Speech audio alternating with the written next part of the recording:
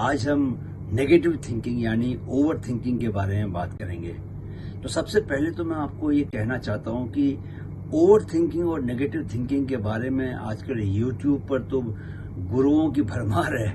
मैं कई बार ऐसे ऐसे लोगों को सुनता हूँ और जिस तरह से वो लोगों को बताते हैं कि ओवर थिंकिंग से कैसे बचा जाए या नेगेटिव थिंकिंग से कैसे बचा जाए, तो मुझे बड़ा लगता है कि ये बुनियादी बातें तो बता ही नहीं रहे।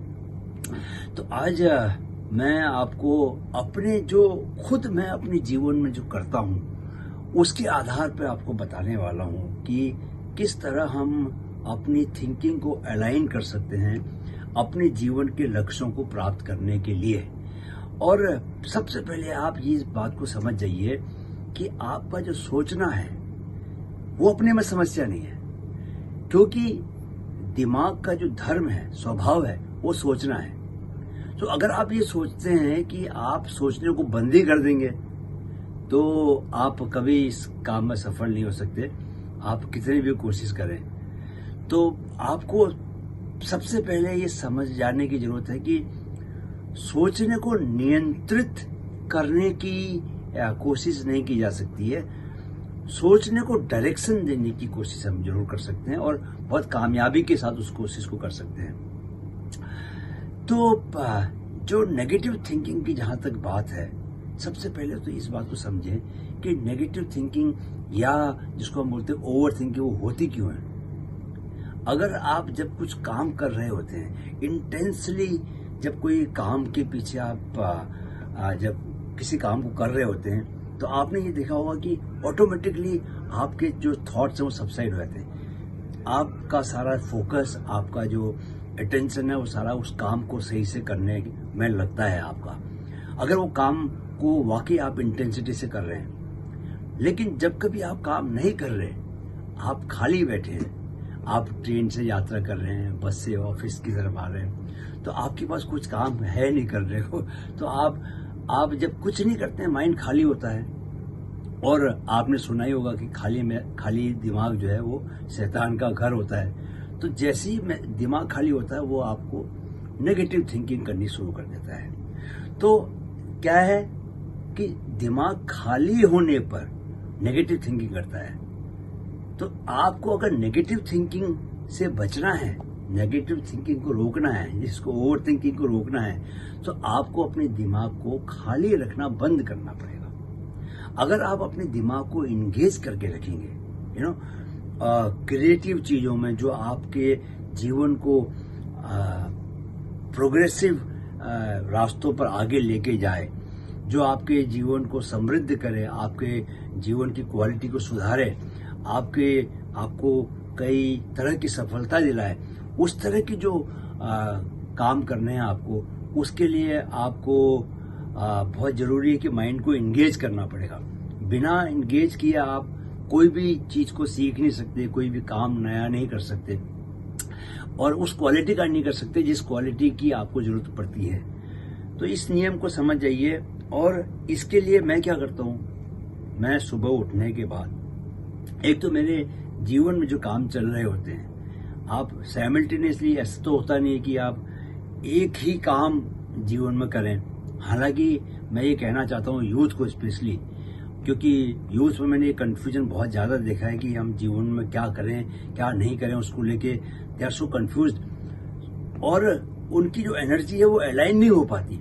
वो एक साथ 3-4 चीजें कर रहे होते हैं और जब तीनों ही चीजों में उनको असफलताएं मिलती हैं तो वो फिर पैनिक अटैक उनके ऊपर होता है। वो हमको तो सक्सेस नहीं मिल पा रही, हम क्या करें। उनके लिए क्या है कि किसी एक टारगेट को, एक लक्ष्य को चुनेंगे और वो सारी एनर्जी उसको पाने में लगाएंगे आप। तब आपको जितना फोर्सफुली आप एक रास्ते पर आगे बढ़ेंगे, पूरी एनर्जी को एक जगह लगाएंगे, उतनी जल्दी आपको वहां पर रिजल्ट मिलेगा। लेकिन क्या है कि हमारी एज में आने के बाद जब करियर वाइज आप सेटल हो गए हो, तो 3-4 चीजें आप जीवन में, जो सबसे ज्यादा इंपॉर्टेंट चीज है उसको आप ज्यादा टाइम दे सकते हो। और बहुत सारी आपकी हॉबीज होती हैं, हॉबीज को भी आप डेवलप करके एक सोर्स ऑफ सेटिस्फेक्शन बना सकते हो उसका।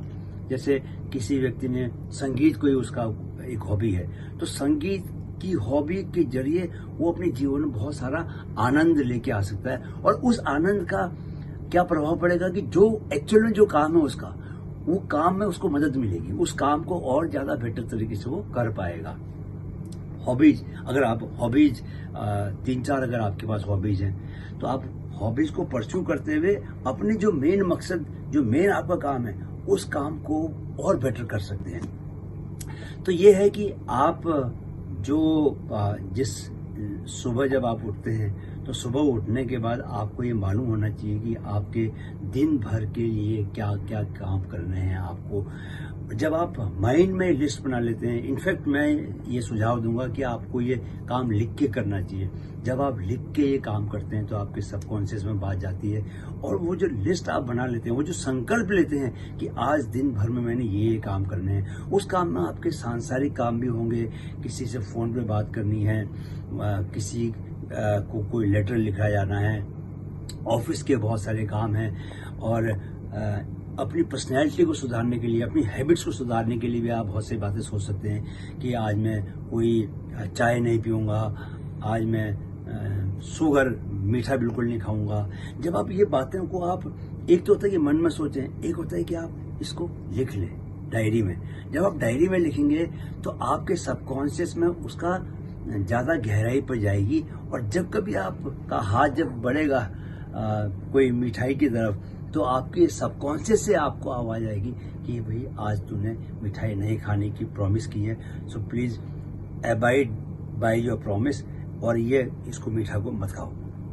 तब आप देखेंगे आप अपने व्यवहार को नियंत्रित ज्यादा कर पा रहे हैं। तो बेसिकली क्या है कि सबसे पहला नियम क्या है ओवर थिंकिंग और नेगेटिव थिंकिंग से बचने का, कि आप अपने माइंड को फ्री टाइम ना दें, फ्री मत छोड़ें। जब भी आपके पास कोई मकसद नहीं रहेगा, जब भी माइंड बिना मकसद का हो जाएगा, तो ऑटोमेटिकली उसके पास थॉट्स ज्यादा आने लग जाएंगे, और फिर क्या है कि एक थॉट की, एक विचार की पूंछ पकड़ के दूसरा विचार शुरू होता है। एक बार नेगेटिव आपने सोचना शुरू किया कि ओहो मैं रिटायरमेंट के बाद क्या करूंगा, मेरे तो इतने सारे अभी सांसारिक कमिटमेंट है, बेटी की शादी करनी है, उसके लिए पैसा कहाँ से आएगा, उसकी अभी तक नौकरी नहीं लगी है, तो उसका क्या होगा। तो एक के बाद आप पाएंगे कि जब आप नेगेटिव सोचना शुरू करते हैं तो एक के बाद एक नेगेटिव चलता चला जाता, वो रुकता नहीं है, और वही आपकी एंजाइटी आप में क्रिएट करेगा, वही आपकी ब्रीदिंग को सैलो बना देगा।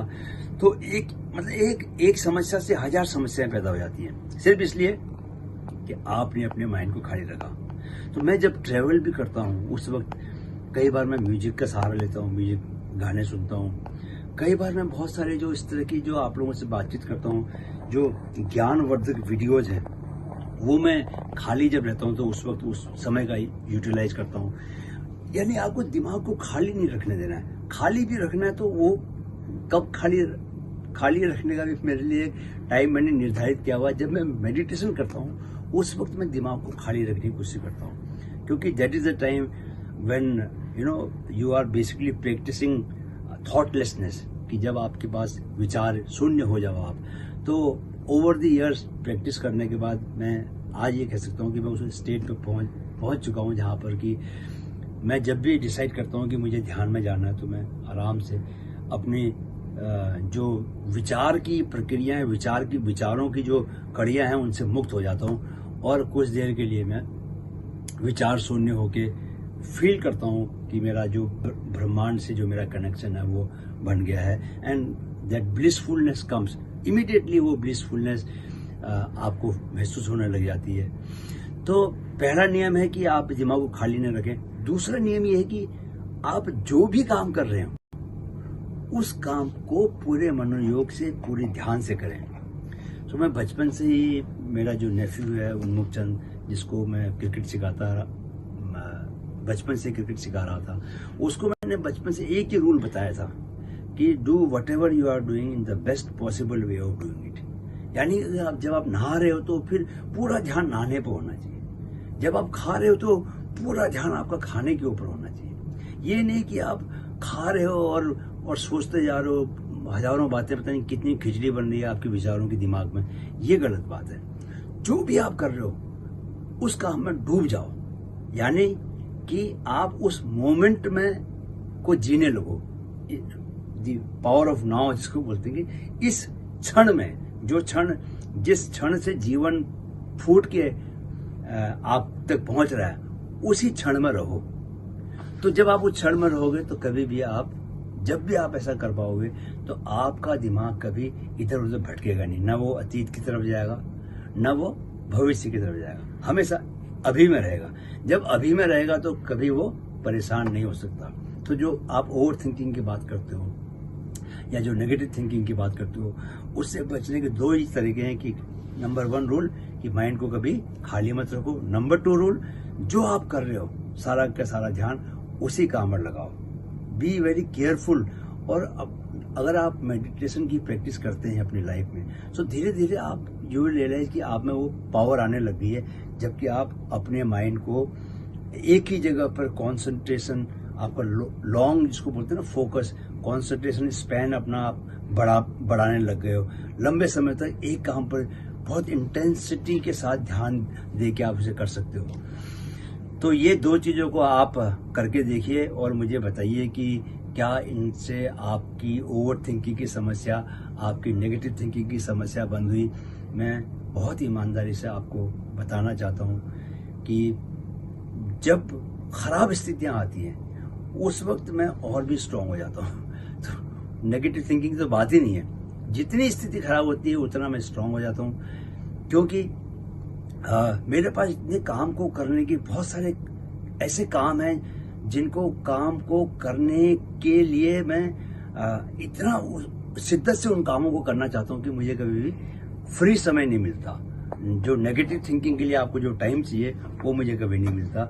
इसलिए 5-6 साल से ज़्यादा समय हो गया, आई डोंट थिंक कि कभी मेरे माइंड में कोई भी नेगेटिव विचार आया हो। जब भी नेगेटिव विचार आते भी हैं तो मैं उसको देख लेता हूँ, ऐसा नहीं कि कभी आते नहीं है। जब आते हैं तो भी मैं उसको देख लेता हूँ, ऑब्जर्व कर लेता हूँ, ओह ये नेगेटिव विचार मेरे दिमाग में आ रहा है। तो जैसे ही मैं उसको देख लेता हूँ वैसे ही वो जो नेगेटिव विचार है वो मुझे पकड़ने में सक्सेसफुल नहीं हो पाता। दिक्कत तब आती है जब नेगेटिव विचार आपको पकड़ ले, कैप्चर कर ले, और फिर आपको पता न चले कि आप किसके हाथों में पड़ गए हैं और वो फिर अपने हिसाब से आपसे सारे काम कराए, तब दिक्कत आती है। अगर आपने उसको देख लिया, जान गए कि वो नेगेटिव विचार आ रहा है, तो वो विचार जो है अपने आप चला जाएगा और आप उसकी पकड़ से बचे रहेंगे। तो जरूर आप इन दोनों नियमों को अपनाएं और ये चेक करें कि इनसे क्या फर्क पड़ता है। मुझे फीडबैक देंगे तो मुझे बहुत अच्छा लगेगा और हम इस माइंड की इस यात्रा को आगे बढ़ाएंगे। माइंड पर मैं खुद भी बहुत काम कर रहा हूँ और जो जो बातें मैं खुद सीखता जाऊंगा वो बातें मैं आप लोगों तक पहुंचाने की कोशिश करूंगा। वीडियो देखने के लिए बहुत बहुत शुक्रिया। शारीरिक, मानसिक एवं आध्यात्मिक विकास को हर आयु वर्ग तक पहुंचाने के माइंड फिट के लक्ष्य में अपना योगदान दें। वीडियो अगर पसंद आया है तो अपने दोस्तों और करीबियों से ज़रूर शेयर करें ताकि वे अपने स्वास्थ्य की बेहतर देखभाल कर सकें।